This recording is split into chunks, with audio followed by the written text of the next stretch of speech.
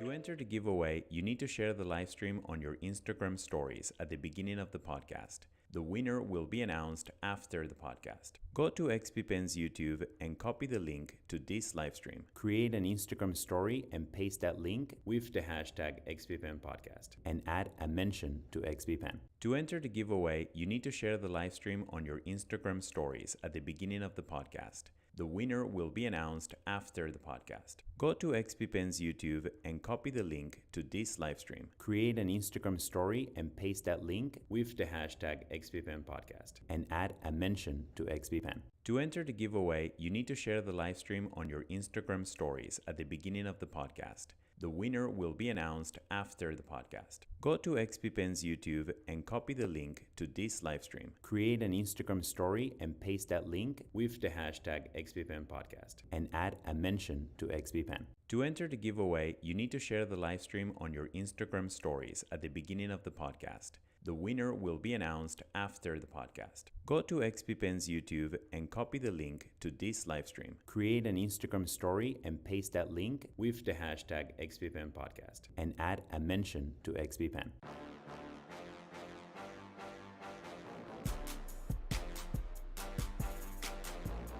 You need to share the live stream on your Instagram stories at the beginning of the podcast. The winner will be announced after the podcast. Go to XPPen's YouTube and copy the link to this live stream. Create an Instagram story and paste that link with the hashtag XPPen podcast and add a mention to XPPen. And even art within games themselves.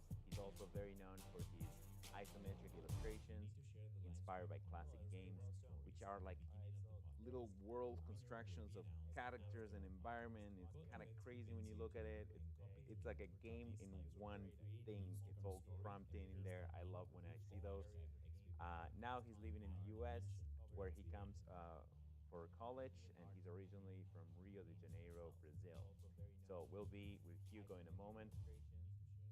But now, first, if you want to enter the possibility of getting a Deco LW for free, all you got to do is share this live stream on your Instagram and give a mention to XPPen and use the hashtag XPPen podcast so that we can find that you did that.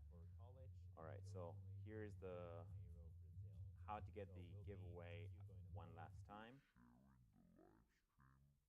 All right, so you can see there, all you gotta do is share the live stream from with the YouTube link to your Instagram stories. Yeah, to your Instagram stories. Okay, we're doing Instagram stories today. So do that to enter that giveaway.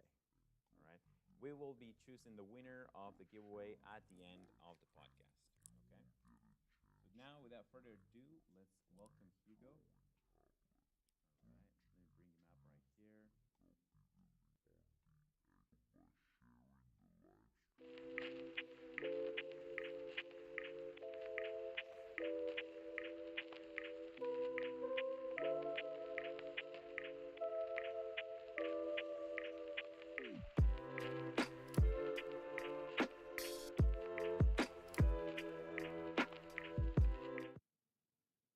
There we go. Hello. What's up, Hugo? Hello, hello. Happy to be here. Awesome. Awesome to have you, Hugo. So you've been with us on the World Cup for Brazil. And well, Yeah, didn't make it through, but we represented both me and Diaz. Well, you got to the semifinal, right? You got to the semifinal. Okay. That was kind of cool. Yeah, well, you've been collaborating with XPPen for a while, not just the World Yeah, Cup. we're coming up like to a year. I think the first time we started like doing stuff together was about March of last year. So Okay. All right. So now we're going to talk about your origin as an artist, what you do on on your normal day. How do you got there, and what's next for you? Where do you see yourself going? Things that you want to learn next. So I'd like to start with like you when you were young, because like everybody likes drawing when they're a kid. Everyone wants to be an artist when they're young, but only very few people make that their profession, and only very few make it through that very, I don't know if it's very complicated or so, but for you, some reason it worked. So how did it all start for you? Yeah. Is it okay if I share my screen real quick, or is that gonna like throw up No, no, the let's do it. Let's do it. I have this one illustration that I did a while back that's called like Draw My Life, where I basically have the narrative of how I became an artist drawn out, and I think that'll be a good way to talk it through. Okay, let's see it. Let's see it. I like it. Wow, you came prepared.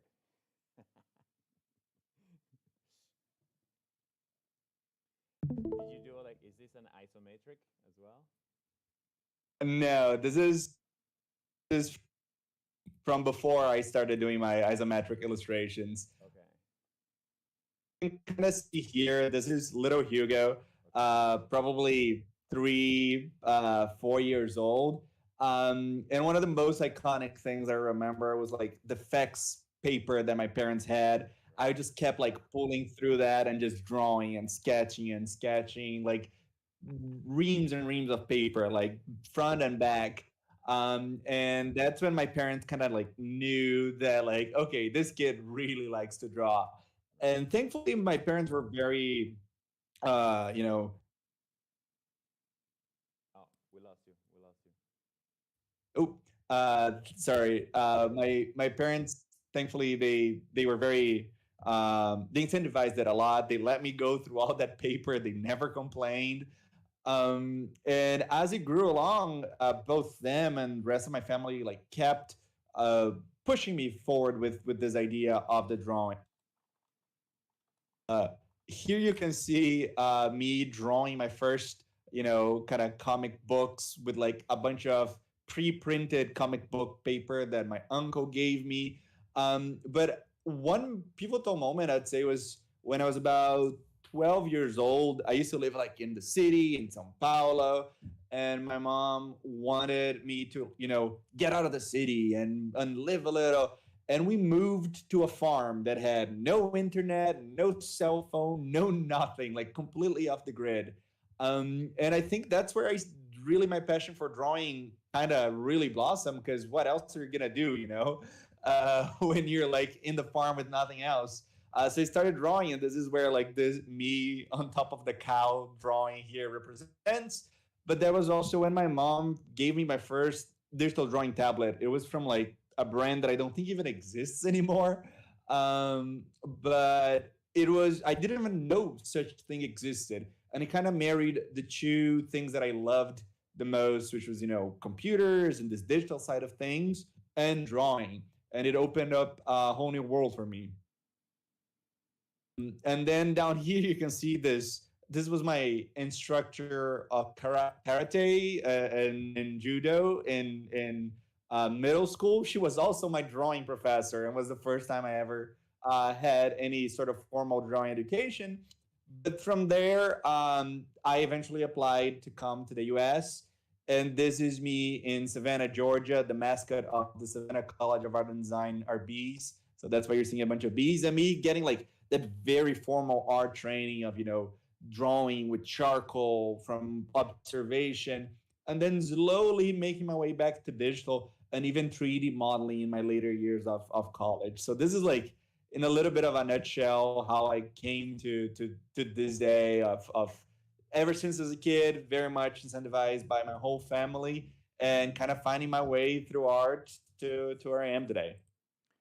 That is awesome. I would love. Okay, people are telling me my sound is a little bit low. I gotta raise it up. That is awesome. That is kind of like I would love to see that animated. You know, perhaps you could like throw that into like After Effects.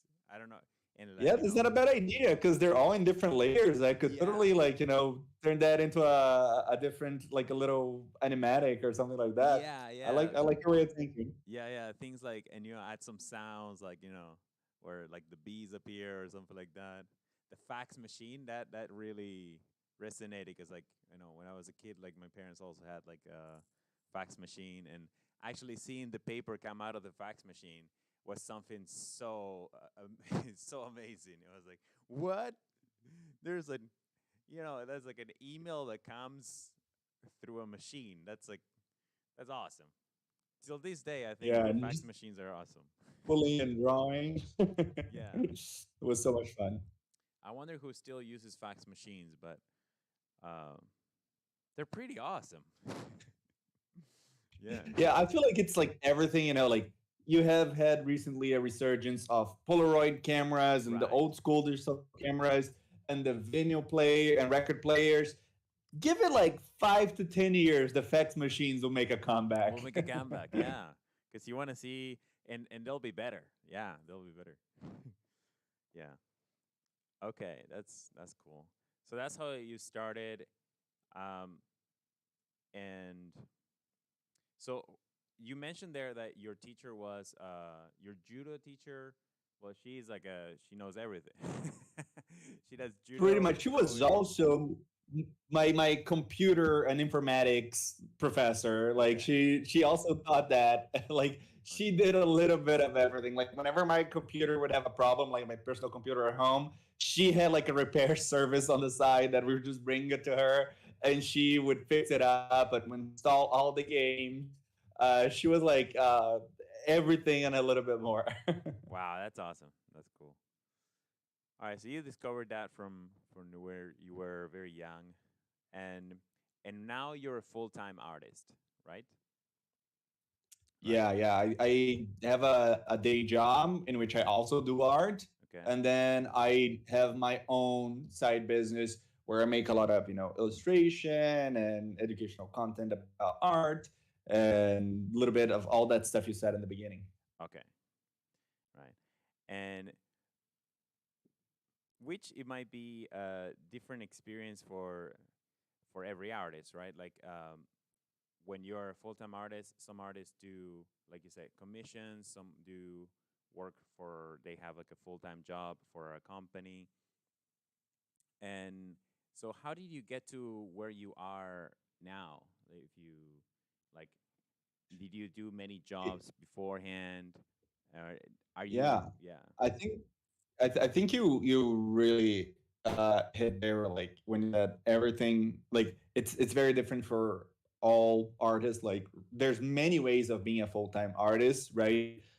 Some people are just making the art that they love and they're supported by Patreon, or Right. they're getting commissions from anyone who's gonna hire them, or they have a stable 9 to 5 and make art for a company that's paying them to make art. Right. And all of these can be valid choices, and you can be happy doing them.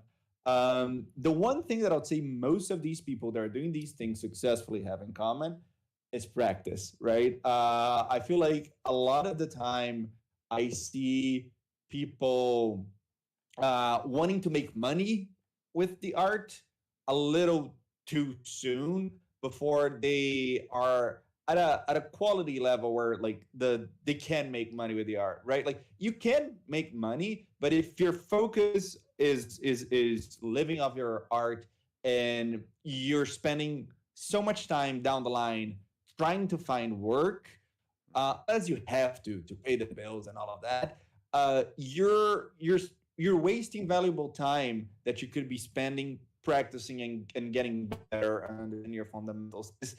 The more you practice up front, the more money you're gonna be able to make down the line. Right. And the more you try to make money up front, the more you delay the money that you're going to be making down the line. So that's sort of like one of the big things that, whatever way you may be, I think like people who are successful with their art have in common. Yeah. Yeah. They actually heard, yes, like, yeah, the three successful traits of people are like, one of them is delay gratification. So that's really in there. Yeah, you got to be able Yeah, to, 100%. yeah, to push that forward. And So that's why, like, if you, sorry, you're gonna ask something. no, please keep going. That's why I also say like, if you have the opportunity of finding something that is creative for your like, if especially if you're down the line and you want to start with your art, find something creative to be your main, focus of stream, of income, so that you can, still get that creative juice. But then when you're spending time doing art, all you're doing is spending time on the art itself and on practicing and on getting better on creating things, because you don't have that pressure to make money yet. And then you'll see, like, the main thing for me is, up to this day, like, and I'm getting to a point where I make either as much, sometimes more, sometimes a little bit less on the side with my art than I make to my day job.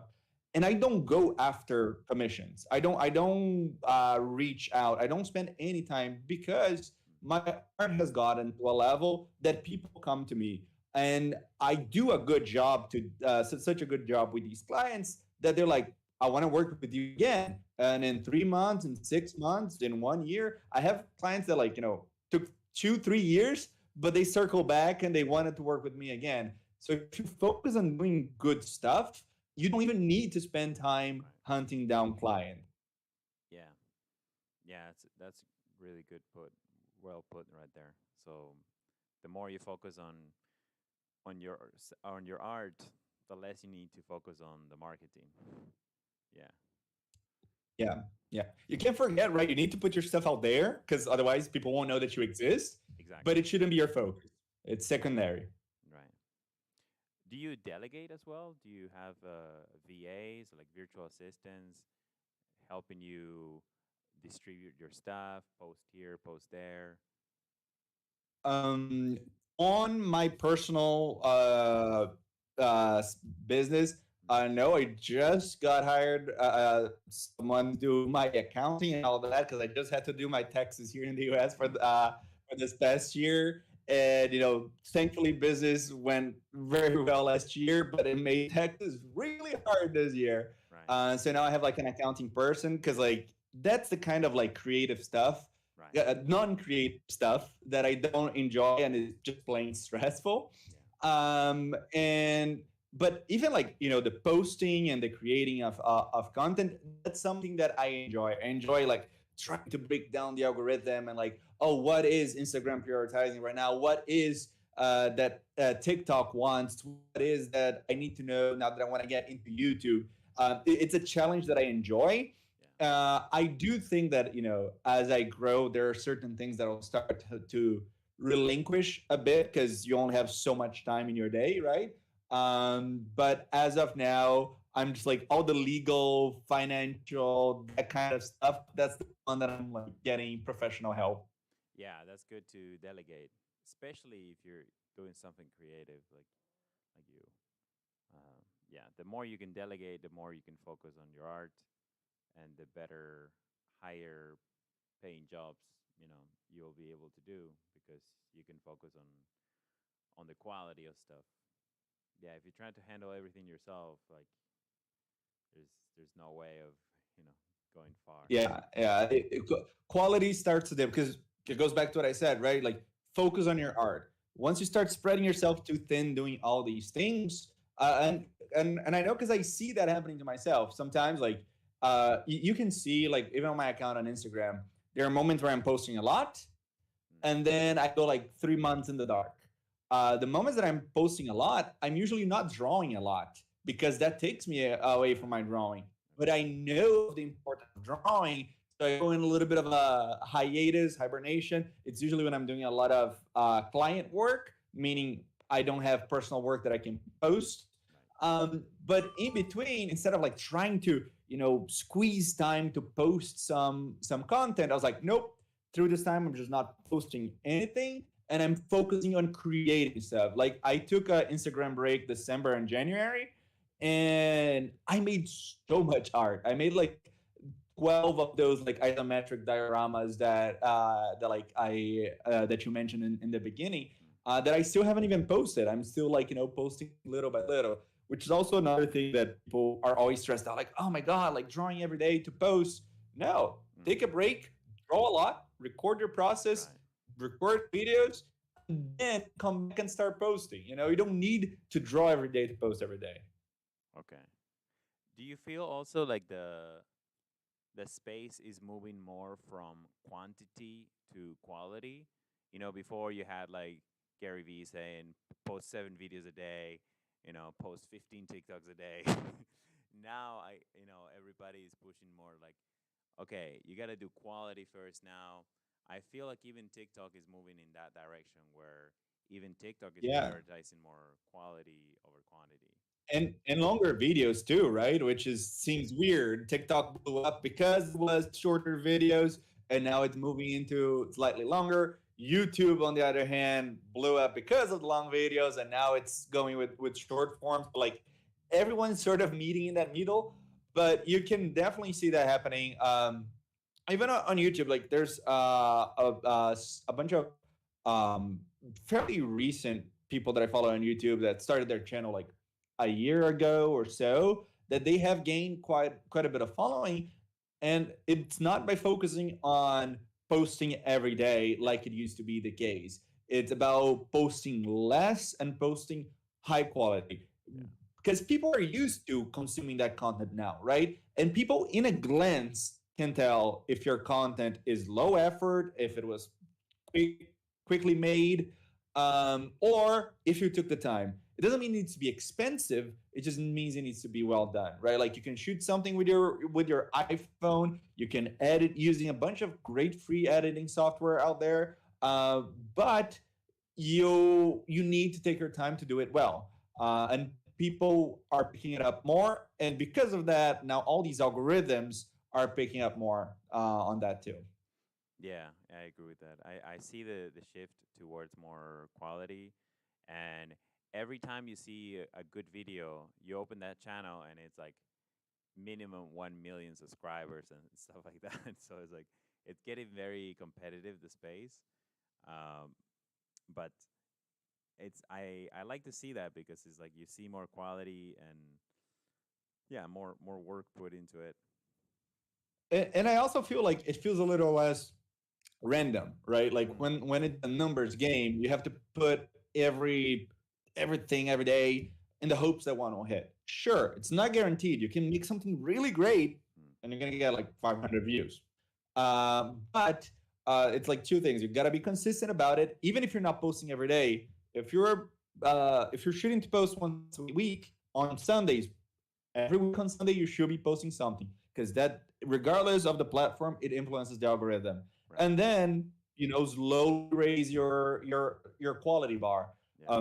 I had never done a YouTube video until Photoshop hired me to do some YouTube videos for them.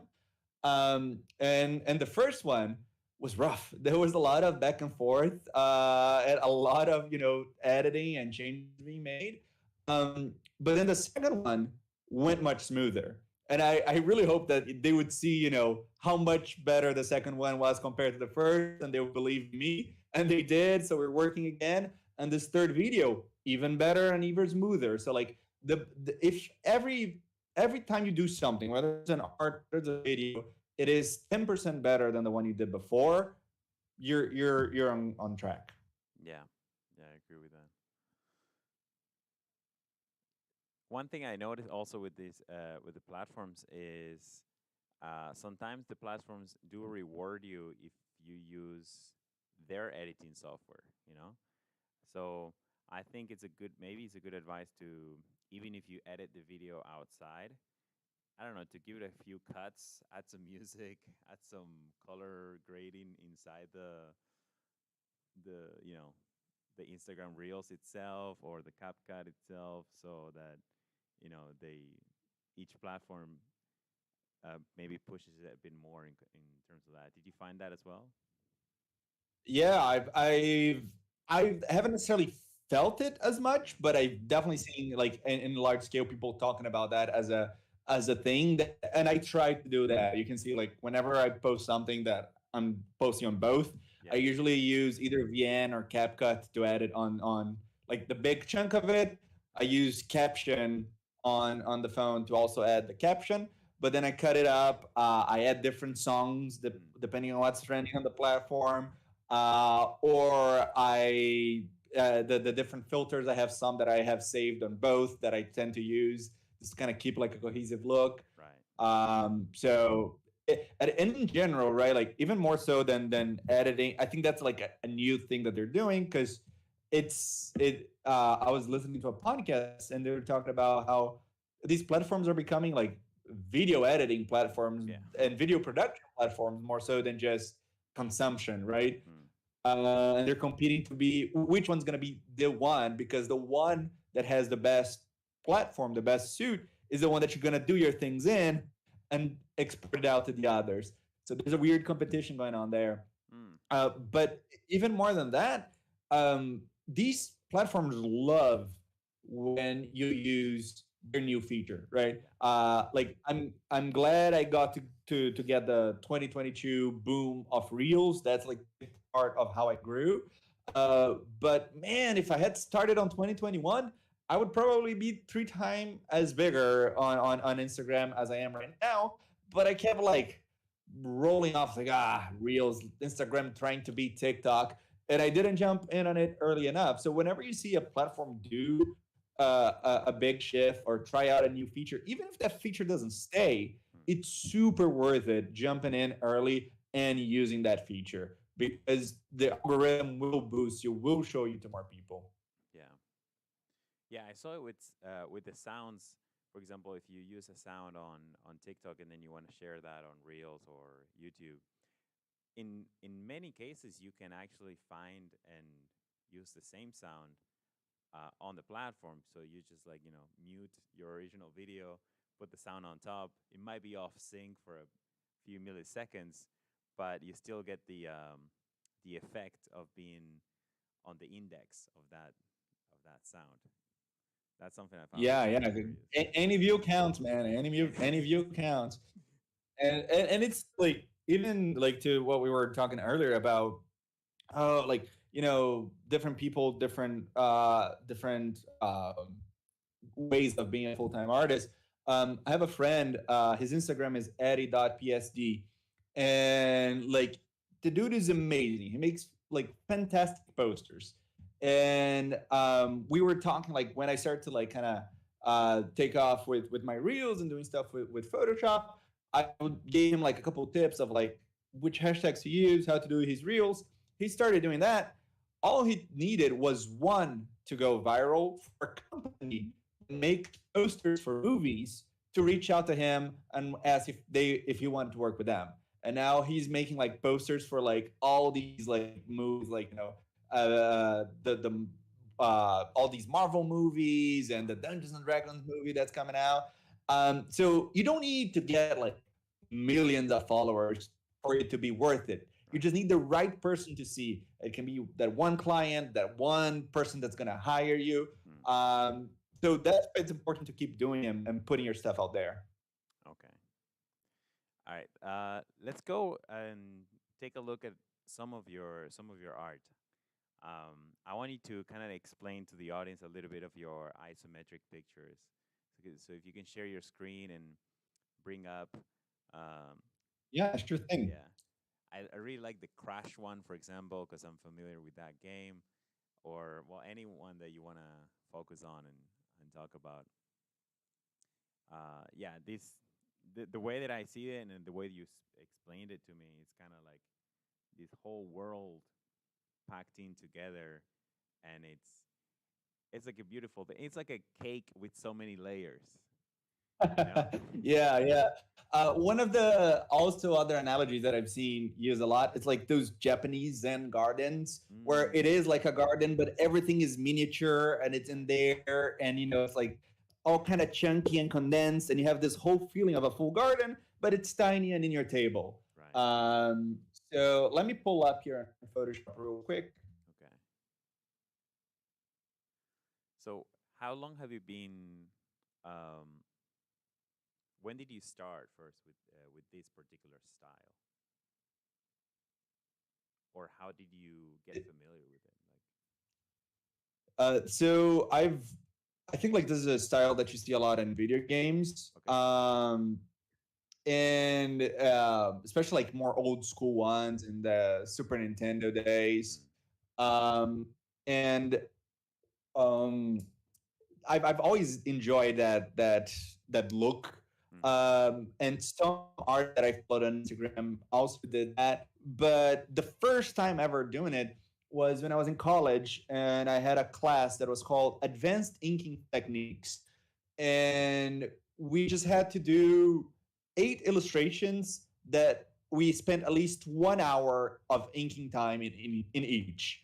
And I just had this idea of like, oh, you know what? I'm gonna do little habitats for monsters in an isometric style because a lot of times that you see this look is in old school RPG games that use these isometrics. So it's like, oh, Right.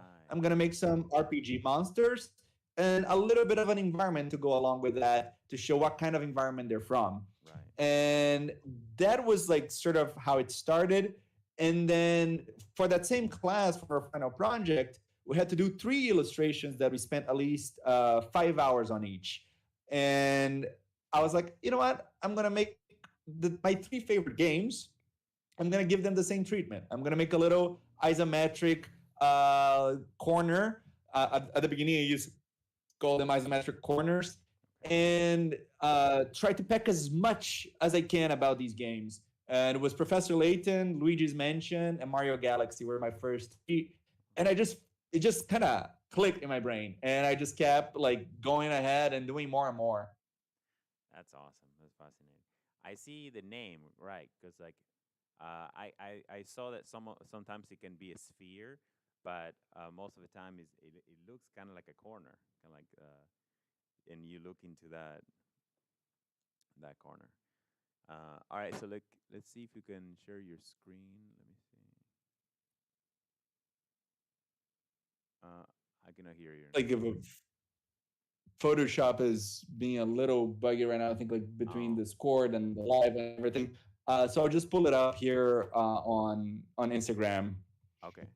If not, well, I can. Let me see.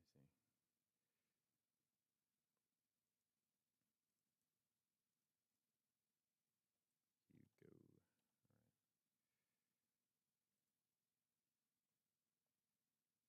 No, I can bring it up myself from here, I think.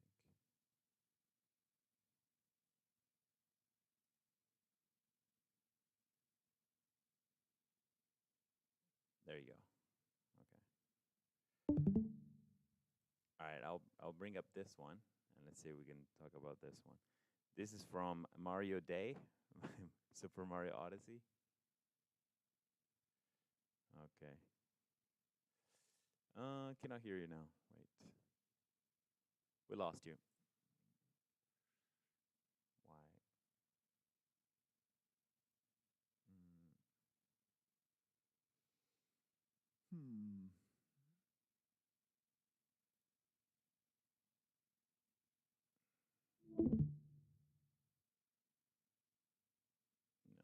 No.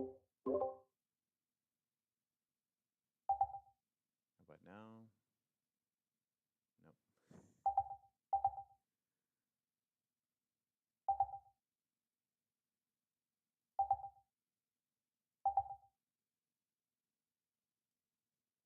Still nothing.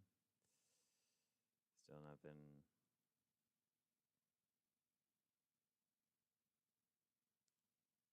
Okay. Let me check here. All right, guys. We'll be back.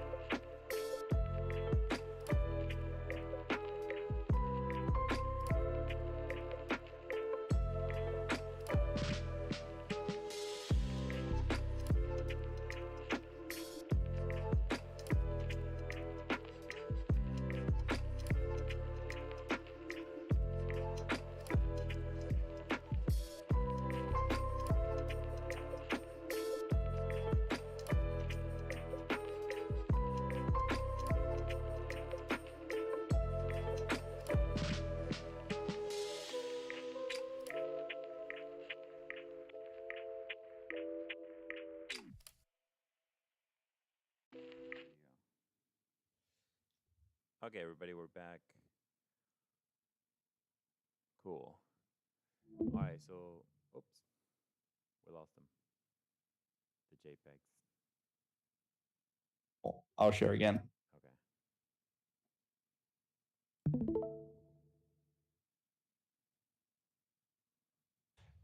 Can you see them now? Nice. Yes. So this one's Pokemon Legends Arceus. Yeah, it came out about January of last year. I got super addicted into it, and it's usually two ways: either a game from the past that I love, or a game that I'm currently playing that can't get off my head. I usually beat the game. I'm still thinking about it. It doesn't leave my brain. I was like, fine, I'll do an art piece just to kind of get it off my system. And it was very much the case here. Okay. And you can kind of see, a lot of, sort of like cube of water that kind of gets cut. So you can see a little bit of, the Pokemon that are inside of it. And I try to put as much references into of the game that I can. All the different Pokemon that are exclusive of that version, the Pokemon that you can ride in the game, some of the bosses, stuff like that. Try to I try to always make them a delight for people who have played these games. They're going to be like going around and trying to find more details. And that's usually great and bad because it does make for a cool piece full of stuff, but it makes them take forever. And it's also an example of like, do the thing that you love. Right. Because when you're posting this on Instagram, Instagram tends to prioritize very big one character type of illustration because that's or very big vast landscapes because that's a lot more eye catching for people who are quickly scrolling. If I post something like this and you're quickly scrolling, you're not even gonna really realize what was going on and the amount of detail that was in. But that's the point of me as an artist. I'm like, I don't care. It's important for me to do these types of pieces because that's what I love doing. And I'll keep doing that. And now I'm getting like, work of people paying me to do stuff like this. Right. Have you, for example, because I find it super interesting, like zooming in into this. When you post, because I haven't seen this, but when you post, have you tried, for example, starting all zoomed in and then zooming out as if it was like a reel, and then you finish with the full picture? Have you tried that? Yeah, I've done like all types of things, like some that you're just kind of scrolling through. A lot of the times Okay. I try to do a one print of each of these illustrations and use that as the prop for my reels so that I can physically be up close and zoom out because those tend to like work even better than when I'm doing with a digital video. Right. um, but yeah, like here, this one was for Breath of the Wild, and there's like these little guys called Koroks that you need to find in the game, and they hit a bunch through the art for people to find. So Right. trying to also tie in with the experience of the game itself, and that gets people to use it more and spend more time in your art. And also to your point, like it's about being smart about how you're producing content, right? When I'm doing a piece like this, it takes quite a while to do. So to do it all for a single post, like not the best use of my time. But if I can make a post that's like reels of the process of making it, Mm. reels of the reveal of the final thing, a close up, a carousel of close up shots, and then one post of the static image. Now I've made at least 4 posts out of this one illustration. And if I mix it in with other illustrations in between, it doesn't get repetitive for my audience, but it gets me a lot more bang for my buck for the time that I spend on this illustration. I see. Yeah, it's The fascinating. crash one that you Yeah. liked. Yeah, because the thing is, like, even the ones that I'm not familiar with the game, I see into them and it's like, wow, this is a really cool world. Like Crash, it's for me, it's like wow, and I can identify everything, like the nectarines, the boxes, because I played the game, and I'm sure the people Yeah. who play the other games, they look into it and they're like, oh my god, he put the little piece right there, they find everything. and the That's the result. exact type of reaction. Like when there's always in each of these pieces, there's that one thing that I add that if someone, if even a single person in the comment section mentions like, "Oh my God, I can't believe that you added this," it's like, Right. yes, my job here is accomplished. That's what I was Exactly. hoping for. Yeah, yeah, So yeah, just a collection. You can see a lot of them. I like the feeling of the traditional ink. So a lot of the times I'll do a rough sketch digitally. Sometimes I even print that digital sketch and I use a light table to ink on top of it the final ink art, and then I bring it into Photoshop, and using my yeah.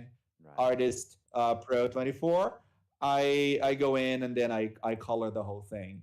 Okay. And I just love. I think it adds a certain grittiness to the texture. This one I intentionally kept it like pixelated, just to give a little bit of that retro school vibes of Mega Man and the Super Nintendo. Yeah. Some others, I don't necessarily intentionally let the pixels show, but just even going back to these super old games that were just a couple of squares and trying to figure out what they would look like these days, all Mm. these lava glowing and these effects going around. It's very, very fun and fulfilling. Those, yeah, those cables hanging out from there. That, man, those are awesome. They, yeah, some of these they Yeah, and really this look is good. exactly like what I was talking about, the close-ups. Like this is the full piece. It's actually even a little cropped. But then a bunch of close-ups of like little moments that would be too hard to see in a single shot. Right. It's fascinating, man. Your work is really fascinating, and like I see this and I'm thinking, oh, like this could be like an actual. Have you ever like do a 3D printing of some of this? I I I do 3D modeling. I have yet to 3D model one of these illustrations. It's Okay. been something that I've been meaning to do for a while now. Okay. It's just like finding the time, but one day I definitely will do that. Right. And the moment that I do is probably gonna be what makes me buy a 3D printer. Right. Yeah. Yeah, for sure. Because I imagine for like the IP for like the Crash brand or whatever to sell like a physical representation of like the game, it would be like, you know, such a good product. Oops, we lost Hugo for a second there. Okay, you're back. So it crashed for a second. Okay, okay. That's because we were talking about the game Crash. Okay. All right. Okay, we need your camera back.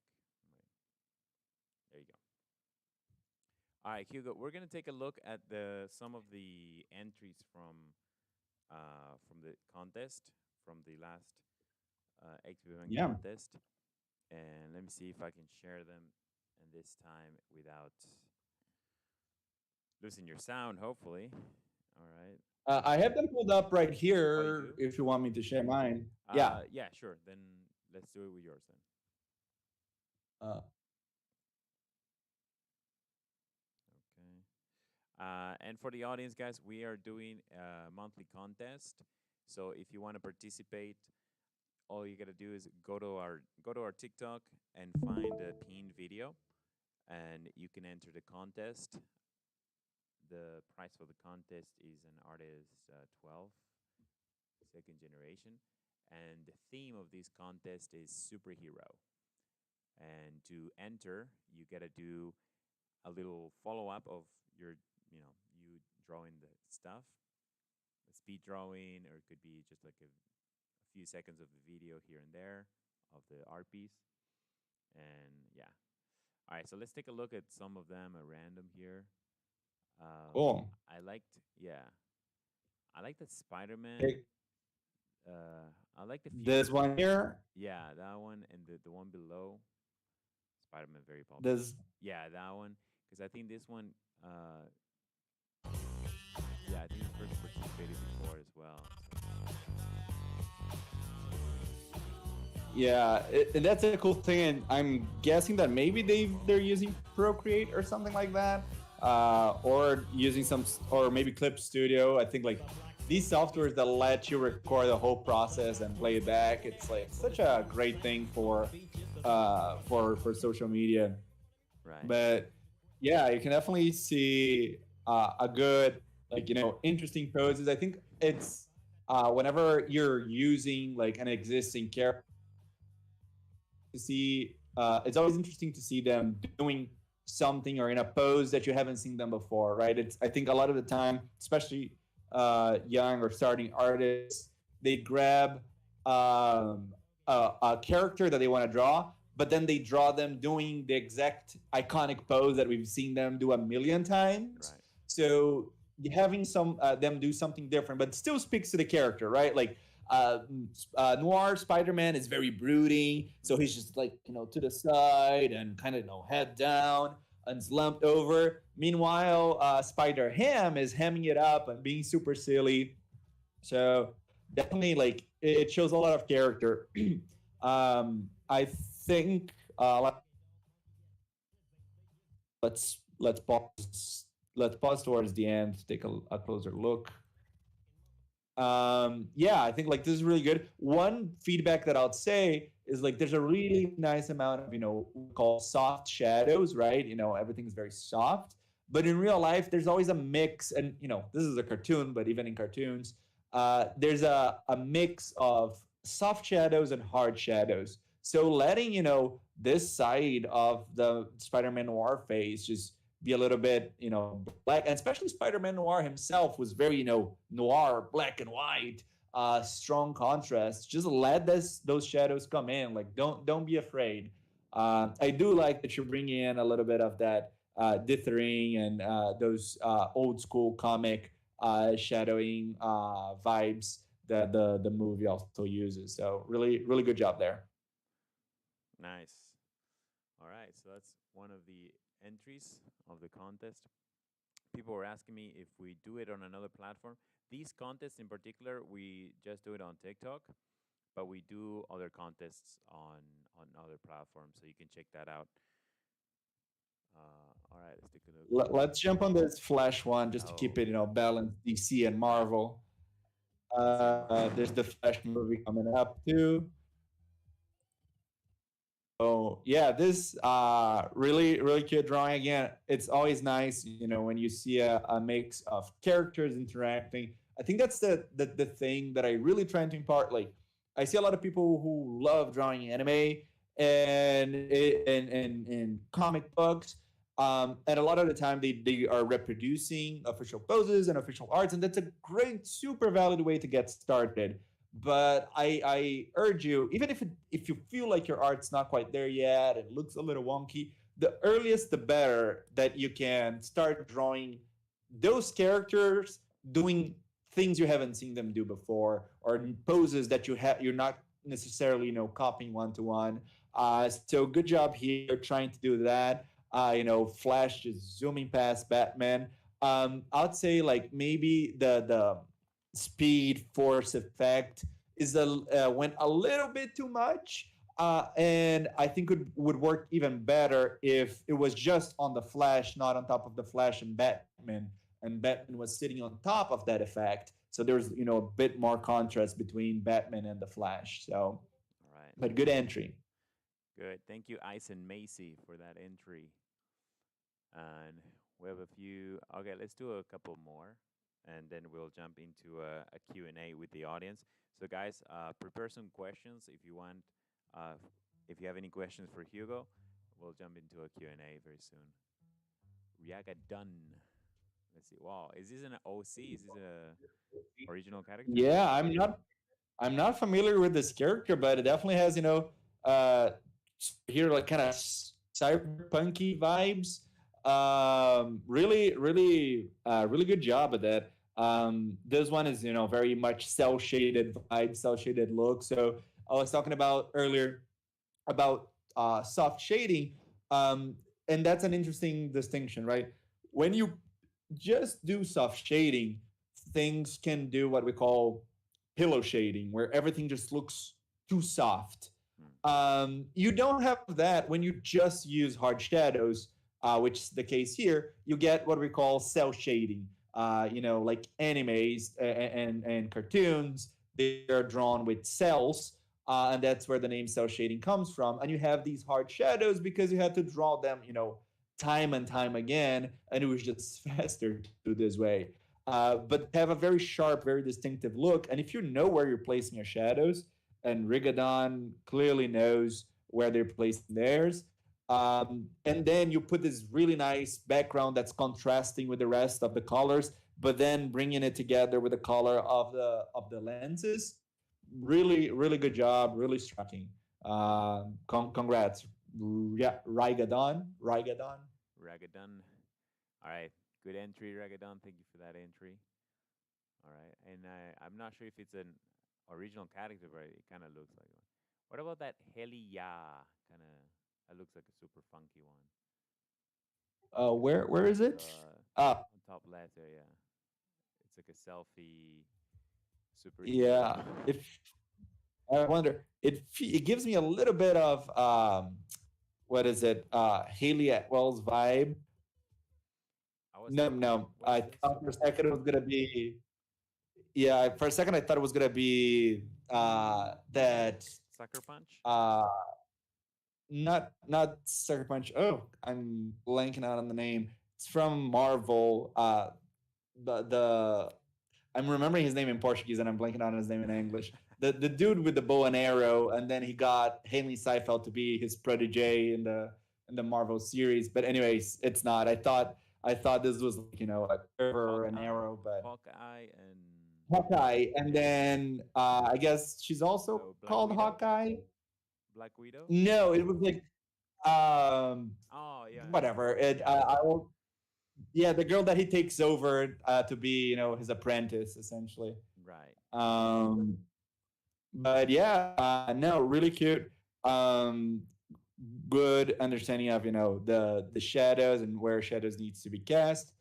Um, Again, I might sound a little bit like a broken record, but I think it's one thing that what we as artists, right? We start doing one thing and we get that thing that's working, and especially as we with online communities and we start posting online and we start getting recognition, it can be very scary to try and move away from that. So some people find their cell shading style and they go all the way down, or they find their soft shading style, they go all the way. This is really nice, with some interesting perspective here. You have the foreshortening of the arm, but you could really sell that depth more if you were bringing in some of those hard shadows, right? Like letting this arm cast a shadow onto itself. Those hard shadows are often what we call cast shadows, something casting a shadow on top of something else, versus these soft shadows, which sometimes people call like ambient occlusion shadows, where things that are just occluded and light is not hitting as much, they'll darken up, but not because light is being shadow is being cast on top of them. But yeah, I don't know if this is a new original character, or if she's fan art. So yeah, I guess the character exists. Okay. Uh, So I guess it's doxed. Yeah. yeah, I love this utility belt full I of stuff. I know. She's full of cell phones. All right. She's selfie girl or something like that. I thought it was gonna be For called real. selfie girl. Okay. All right. Okay. So let's jump. We have a lot of questions here.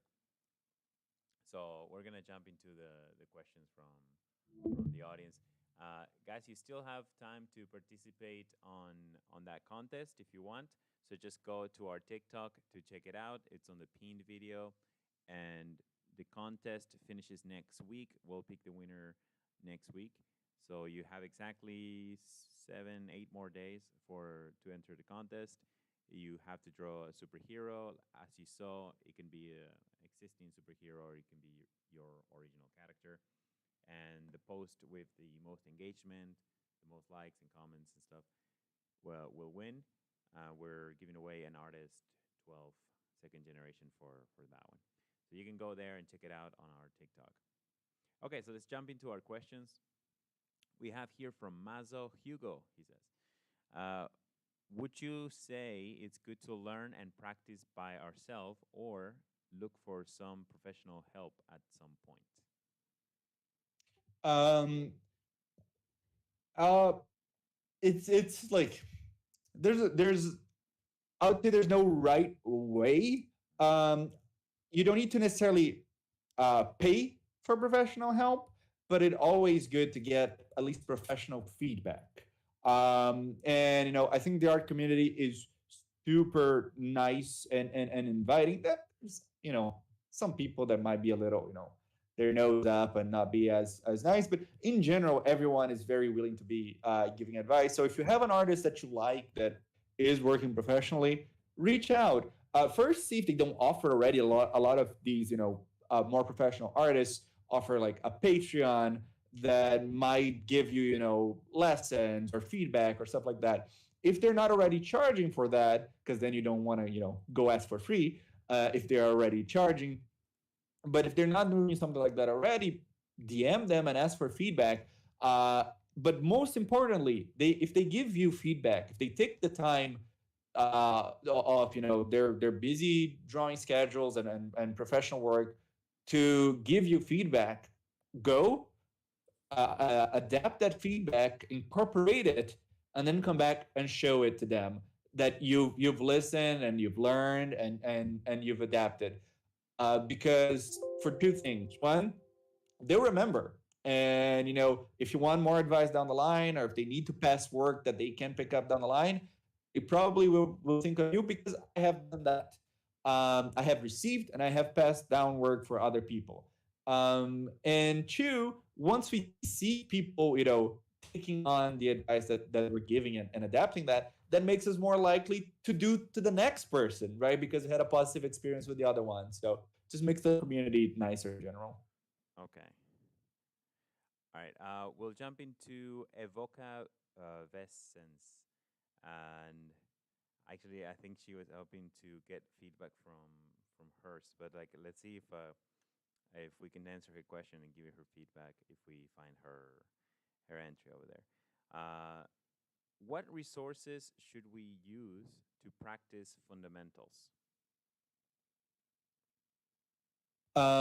So like when we're talking fundamentals, we're talking just general understanding of color theory. We're talking perspective. We're talking anatomy, and we're talking lighting. Like I'll say, like these are and design, right? I think these are the five key fundamentals that you want to be thinking about. In fact, I went to SCAD, and before you took any classes of your major, regardless of your major, you could be there for film, you could be there for illustration, you could be there for game design. We had a set of classes called Foundations, and they were literally about that: 2D design, figure drawing, color theory, 3D design.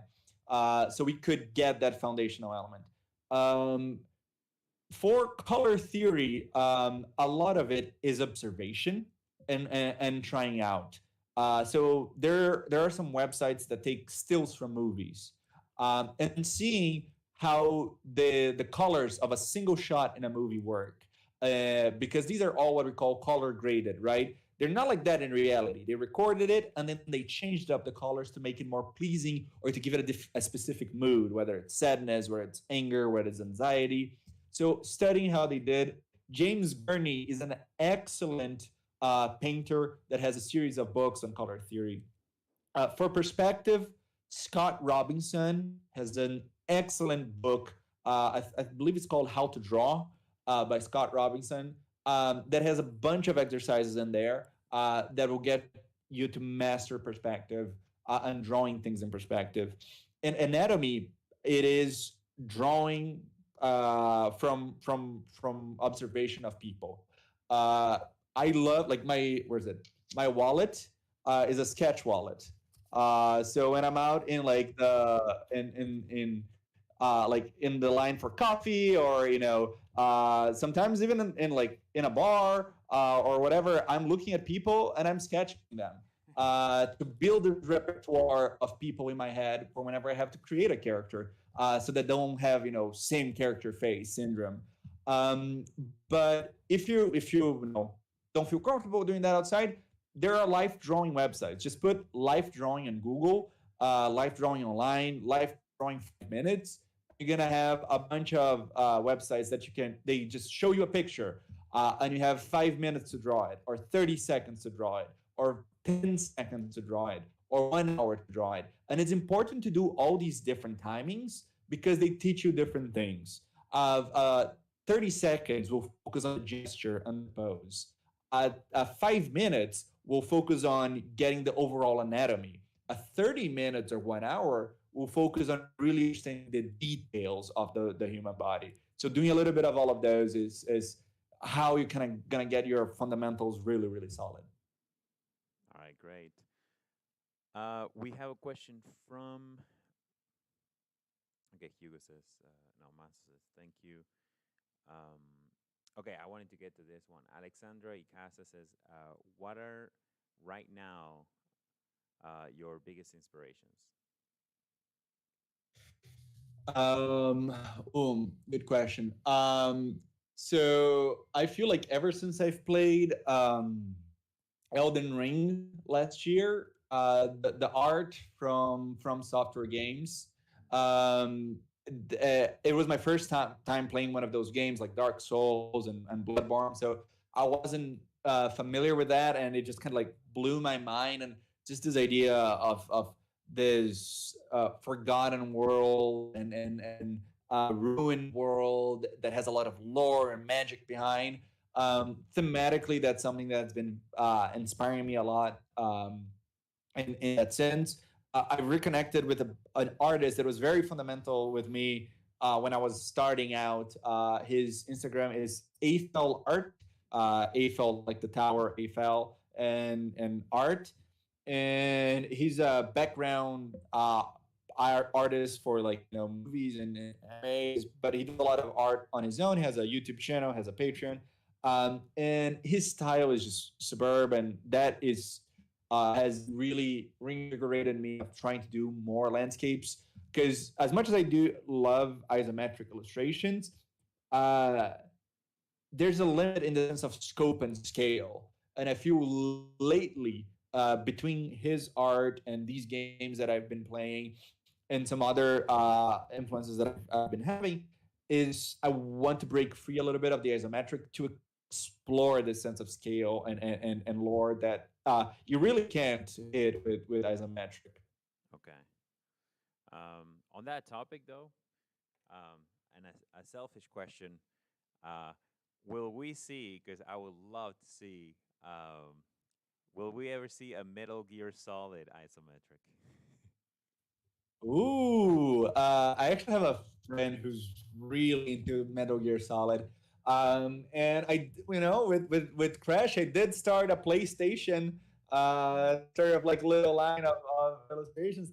That's not a bad idea. That's not a bad idea. I'm definitely adding that to the list Oh my because I god. actually have a series of a sub series of sci-fi-esque robot isometric illustrations with Star Fox, with Mega Man, and I was thinking of like, what would be a nice third one, and you're just having Metal Gear Rex in there and Oh my Snake inside a card box going.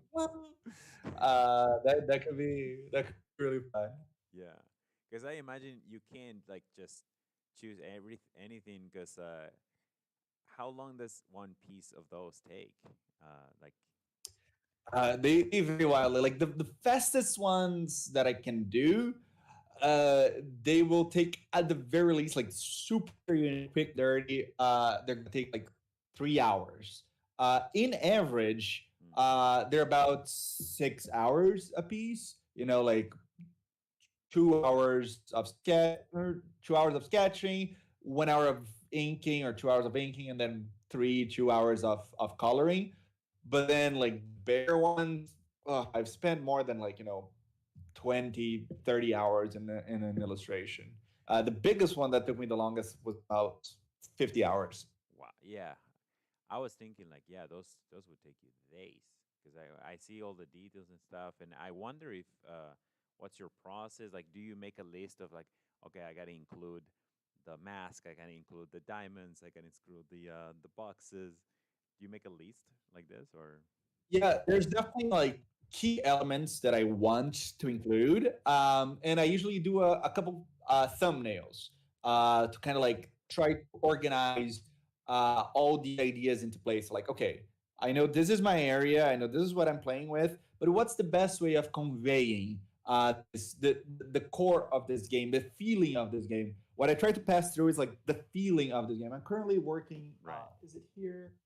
So there's this game called Papers, Please. That is an indie game where you're like an agent, like an immigration border office agent. You're like stamping passports, accepting or denying people entry in a country.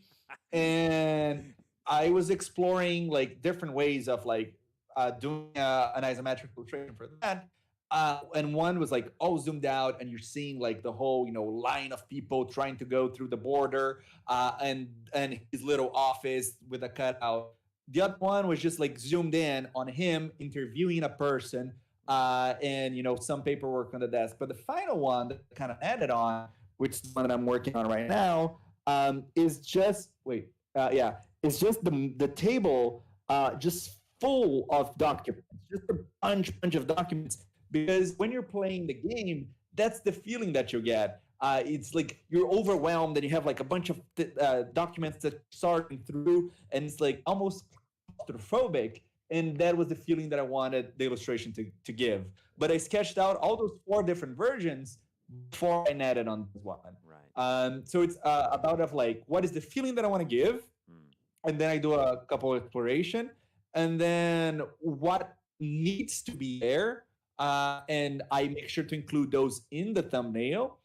But then I like to keep it loose, and then as I'm drawing, I might have like cool ideas, and then I'll add.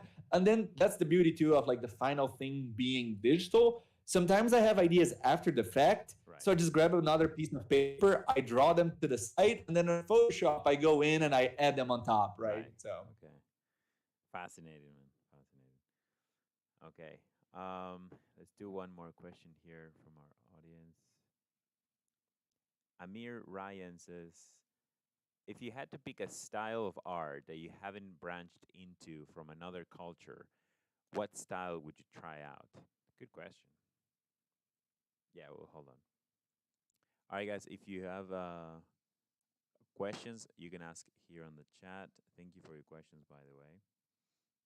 And so I got to oh, nice. study abroad in France for a little bit, and the culture of bande dessinée, which is like the French Comic books. the French comic books, is fantastic. And like just the way there's this one guy that I got to meet him. His name is Cedric Bush. He's actually making a whole game that is in this style. Everything of the game is just watercolors of his that then are used to create animations and environments. And just how experimental, but also just the use of colors, of line work, and the prevalence of watercolor in the French bande dessinée industry is something that really speaks to me. I am very much a control freak. I like to be very much in control of my art.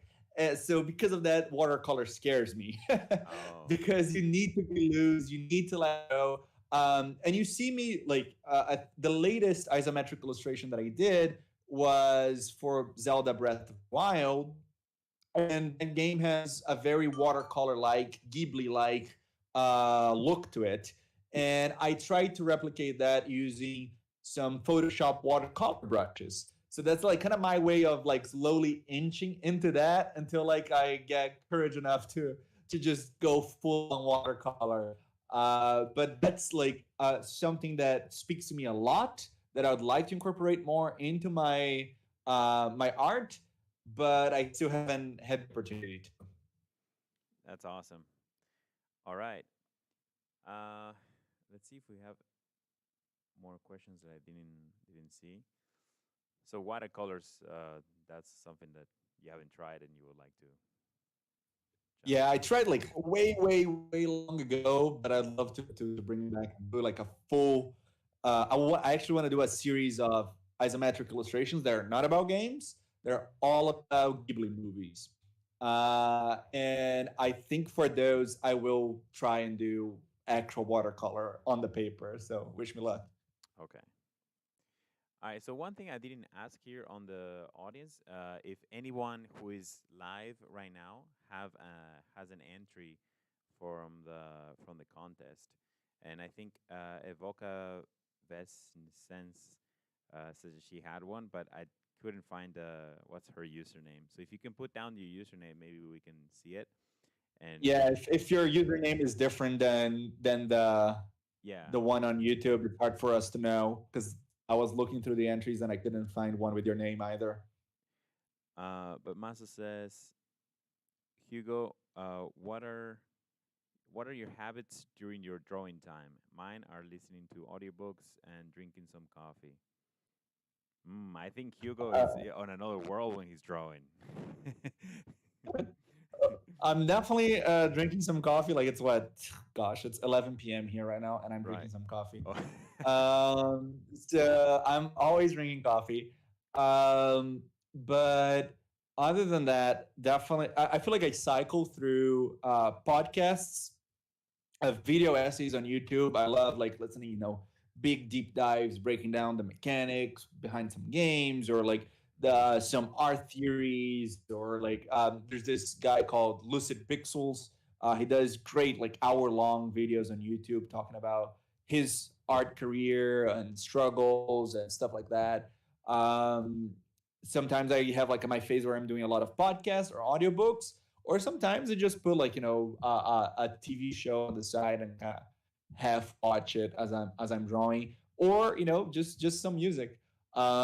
Lately, my most recent obsession is the folks from Critical Role, the Dungeons and Dragons voice actors that play live on Twitch. I used to watch them. I kind of fell off, and now I just been roped back in, and I just been binge watching that like crazy. What is that called again? Critical Role. Critical Role. It's like, so they play Dungeons and Dragons together on live stream, and Okay. because they're voice actors, they do like all these voices and they get really into character. And it's just really fun, like seeing the story kind of fall out based on the luck of the dice, right? Because they have to roll to see if things happen, and it's really engaging. Okay. All right. Awesome. Okay, so we'll do one last um, review. So the name, if you can pull it up right there, the name is Web Be Obsessed. Web Be Ooh, Obsessed. We found it. we Be Obsessed. Okay, let me share my screen. Okay, we Be Obsessed. All right.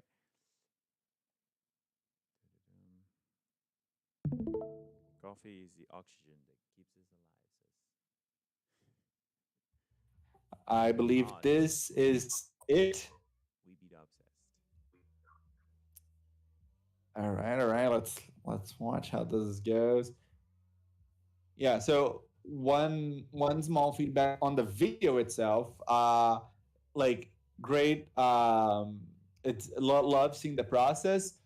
Try to switch up the type of videos that you're doing. Right. I think like people tend to like that a lot. Like you're doing a close up in real time. Maybe the next shot is a little bit of a time lapse video, or you switch up the angle or stuff like that. I think she did. So Yeah, that's she did two entries. She did one speed drawing. ah Yeah, and one. So it's the same drawing, but yeah, that one. That one's two different videos. yeah. Yeah, so like kind of cutting between this and that video, but within the same video, Right. it just keeps people attention for longer. Like people like cuts and seeing progress and seeing what did. It's really cool seeing the you drawing over and seeing like, okay, this is not working. I'm like gonna paint over. I'm gonna try this again. I think a big hurdle that people that are starting with illustration kind of need to learn and get over is the idea of like getting it perfect on the first time. A lot of the times we don't. And it's okay, like with all these tools and stuff that we have these days, like it's very easy to just go on top and redo it. You don't need to be perfect on the first go. And oh, here, great. So the background, like doing a quick, simple background and dropping a blur on that, great technique, saves time, but gives, it grounds your character, right? And it's always better than just using a photo, because then you don't have that clash of like a realistic background with your stylized character. Um, rim lighting, that's what we call like this, light that's just hitting right on the edge of your character. That's a technique that I love using. I think it really um, brings the character to life. I think the anatomy is great. I believe this is from Boku no Hero, right? And like I love the hair being, a little bit loose. You can see exactly what the character who the character is, but you're giving your own twist on her. So like it's not trying to be one to one with the look of the anime. You're putting your own style, which I really appreciate. The only really thing that I'd say like for you to look into, and that's like one of the hardest things, is really understanding light and your source of light and how that's affecting your character. Because let's say you're getting lit from here, right? Like you're seeing this rim light. This rim light means that the whole back of her arm is fully lit. If the whole back of her arm is fully lit, you'd be seeing a lot more shadows, right? Like this whole area here, for example, the hair would be casting a shadow on, and it wouldn't be light. It would be all in shadows. Like this whole side of the leg would be in shadow. So like anatomically, it's great. The idea of the rim lighting is great. To push it further is just like really thinking about the shadows and the volumes. And a good way to kind of practice with that a little bit. There's some apps or programs on your computer that you can pose characters and set lights and see how they behave. Or you can do that in the physical world. I have this little guy here, like a little sculpture of the thinker, and just having him here, and using my own like flashlight from the phone, I can really think about how light is affecting him in different angles, though the camera is not picking up in the best way, but you get what I'm trying to say. Yeah. All right. Okay, that's amazing. All right, that's all the time we have for today. Guys, thank you so much for joining us on the comments. Again, right now it's the giveaway. We'll find out who won the giveaway a little bit later, and I'll be posting it later today. So, one second. Wait, where did you go? Oh, there you go. Okay. Forgot to stop sharing. Okay. Yeah. Yeah. I took it out. Where are you from? Asked us Maso. So Hugo is from Brazil. I'm from Argentina myself. Um, I don't know if you were referring to us, but yes. So we're actually kind of neighbors. Yeah. Okay. So thank you so much, We're Hugo. neighbors, but also spread across the world, right? Yes. We're neither of us is in our country of origin. No, very far actually. So thank you so much, Hugo, for being with us today. Amazing stuff, getting to know your work. Please, guys, if you don't already follow Hugo, go and you can find him. We have all his links on the description here on YouTube. He's Hugo Arts, or usually Hugo P. Arts on social media. Great questions, also, and thank you for being there. Also, some people participating on the contest. Participate again. You still have 7 days for that. And as you saw, there isn't really a lot of entries. I believe there are like 15 entries so far. Last month we had a few more participants. We had about 30. So yeah, that's it for today. Thank you everybody so much. Hugo, amazing being with you. Yeah. Thanks And for having me, and thanks for being here, everyone. okay. All right, everybody, that's it for today. Bye bye.